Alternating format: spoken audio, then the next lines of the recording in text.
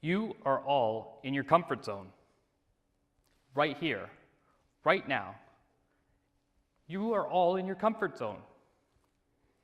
You're sitting here listening to some great speeches, no fear, no judgment, no having to worry about whether or not you're going to remember the next line or not. But are you always in this state? When you're with your family or your friends or in your workplace? Do you ever step out of your comfort zone, try something big, different? You might be the next New York Times #1 best-selling author. Or you might want to step out on the ledge and climb the highest mountain that you've ever had a chance to climb. Perhaps you are ready to quit your job and do the work that you want to serve the people that you most are energized by, knowing that you would only make about half the amount of money that you currently do today. It's a little scary, isn't it? Stepping out of that comfort zone into something that isn't quite what you're used to. Does anybody have dreams, big dreams they want to accomplish in life? Yeah. I remember when I was back in high school, I had some big dreams. And I remember career day, where you got to meet different professionals. Of course, at that time, I was just following around with my friends. And we ended up in this room moderated by an accountant. And as he started his presentation, he went around the room asking everybody, what do you want to be when you grow up? And everybody gave the same answer. Accountant, accountant, accountant. And I thought, are you all here for the same thing? You don't have something else you want to do in life? Because I had something I wanted to do, and I was ready. Because when it came to me, I was firm and I was bold, and I stood up, stockbroker. Now, he had heard accountant about 20 times by now, so he asked me to repeat myself. I want to be a stockbroker. His answer? You'll starve. Ouch. I was crushed. Crushed. My dreams shattered by this guy. And that would always stick in the back of my mind. But I'd show him. Because a couple of years later, I got the opportunity, when I was in university, to work as a co-op student. And I took a job working for an investment advisor. And my job was to help get her interviews with potential clients. And she'd pay me based on the number of meetings that I would set up and the amount of money that they would invest.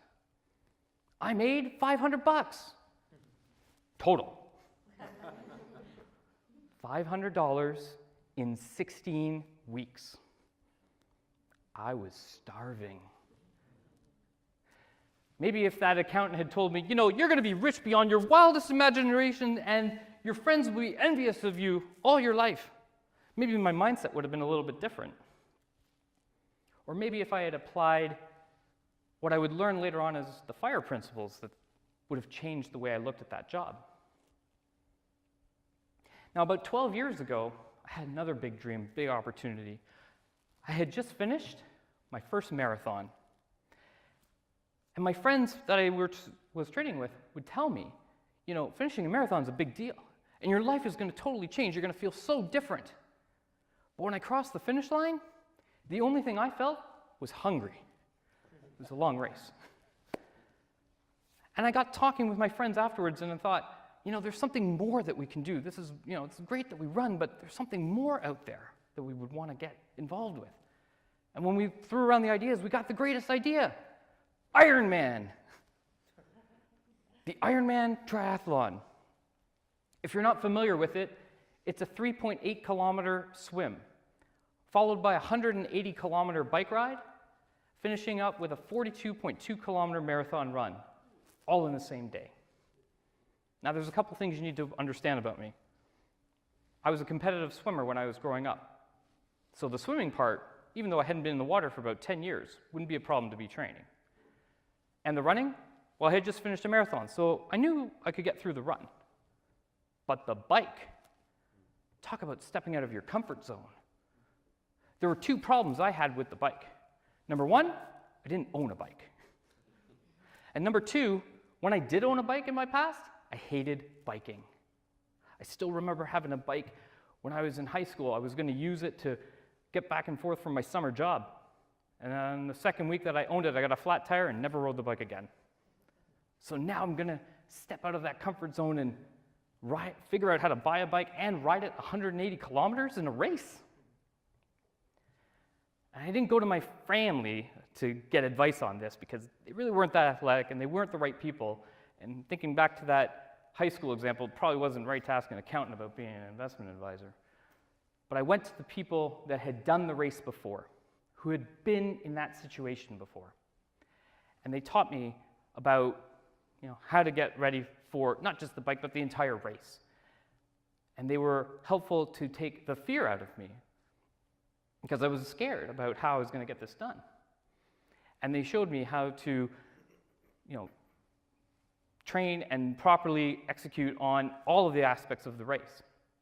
And they would be there with me while we were training so that after each time we got finished through a training session, we would reflect on the things that we had done well, not so well, what we could improve upon.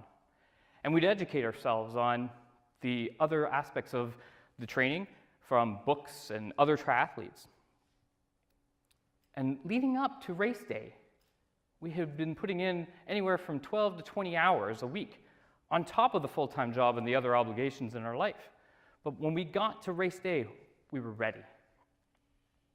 It was July 24th, 2005, Lake Placid, New York, at 7 a.m. I wasn't scared. I was nervous, but not scared. And the gun went off, and I was swimming.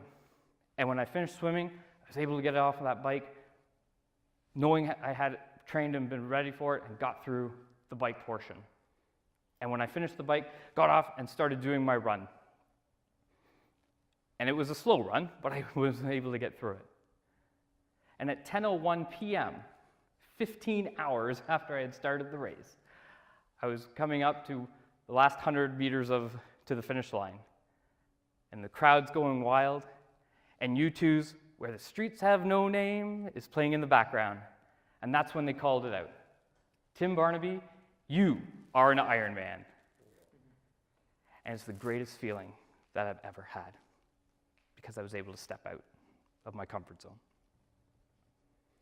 Do you have those kind of big dreams? Those big thoughts? Writing a book, climbing a mountain, speaking at a speaker series for the first time? The fire principles that I talked about were taught to me through my friends. Be fearless, influence, take action, reflect on what you've done, and educate yourself. And it's something that I've taken for anything that I've been able to do. And I believe that if you were to work with people that you know and trust and love, they could also help you use the same kinds of principles to achieve whatever it is that you're looking for in your life. What dreams do you want to accomplish? And when will you step out of your comfort zone to achieve it? Thank you.